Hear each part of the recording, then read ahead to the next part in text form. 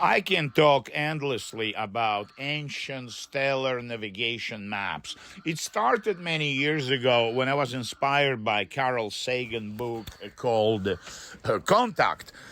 It's a famous movie also with Jodie Foster. And I was very inspired by this idea we have in astronomy, astrobiology, about hypothesis of panspermia, that life came to Earth in bits of DNA, or perhaps even actual bacteria, viruses on the comets. And more than that, there is a hypothesis that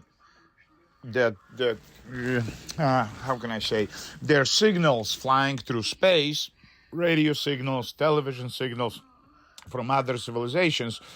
Inevitably, if they communicated at one point millions of years ago, faraway places, these signals are very weak, but they still are crossing the space, and there is chances, yes, we can pick up some irregular signals that possibly could be created by ancient civilizations. So I am very passionate about deciphering undeciphered texts. It started in high school. I bought a book about Russian expedition to Eastern Islands, and these Russians are trying to decipher the hieroglyphs from Eastern Islands. And I'm passionate about it too. But as I studied Silk Road, I noticed there are many undeciphered writings from those cities or small nations that lived on a Silk Road for over 3,000 years, but they don't exist anymore, and we don't know how to decipher their writings. There are many writings that were undeciphered, hundreds, different languages, different nations historically disappeared. So the concept of ancient wisdom left somewhere, carved in a stone or carved in a metal. Another metal I love to play with, but it's kind of poisonous, is lead. When you take this sheet of lead, very thin, like Romans did, Romans used to carve with a nail on a lead sheet, and it was a letter. The people used to write letters in metal, yes, in lead, because it's soft and it's easy to smelt and make a new page. You can heat it up over charcoal, And I played with lead when I was a kid. I played with this kind of metal when I was a kid, except we didn't have copper and bronze, not in my town. We had aluminum sheeting, because there was a big factory making trolleys, these electric trolleys. They have in San Francisco, I think, something similar. So it looks like a city bus, but it's attached with two sticks to two electric wires hanging above the root of the bus. So it's an electric vehicle. And they were horrible. There was no air conditioning. People didn't use deodorant in the 1970s in Russia. And there was no heating. And winters in Russia are brutal. The snow is up to your chest, 4 feet high, for 3 months. And you need to get to school somehow. So you need to be like a bulldozer to force yourself through the snow. And the buses are not heated up. No, there wasn't such a thing. No one thought about it. So going back to these ancient stellar navigation maps, what you are looking at, this is the most developed. This is my latest results in my past few months, because for 10 years I sold a lot. And they had different sizes. People pay thousands of dollars for something like 24 inches by 36 inches.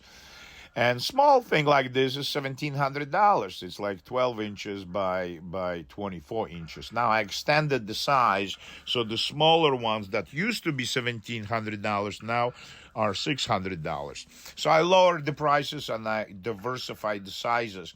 Everyone is original. Everyone has a different design. And more interesting, I am looking for different ways to make them fake, and I'm using chemistry, because I love chemistry, chemical reactions, because ultimately chemical reactions give colors that otherwise I would not be able to bring out of bring out of pigments. I could, but it would be, search forever instead of sticking it in the oven and see what happens. And it gets black, it gets green, it can get purple.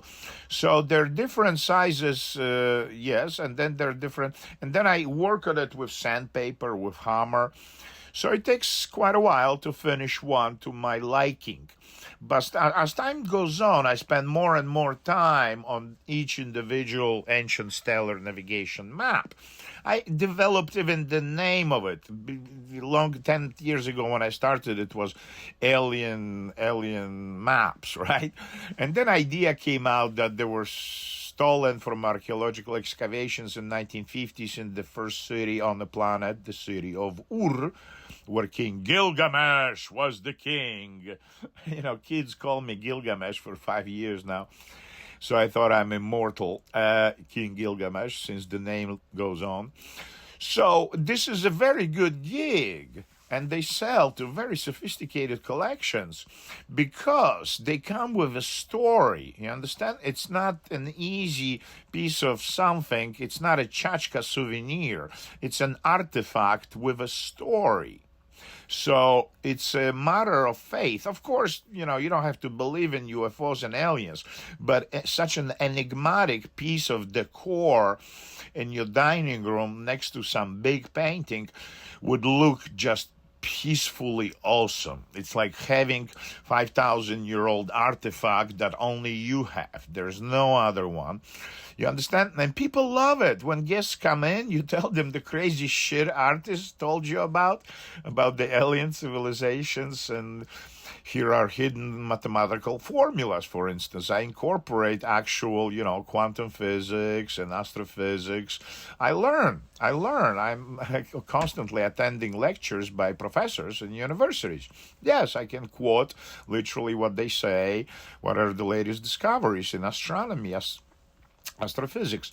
So it's a combination of fantasy and reality as much as we know about reality. Right now I'm exploring quantum biology, and it's mind-blowing.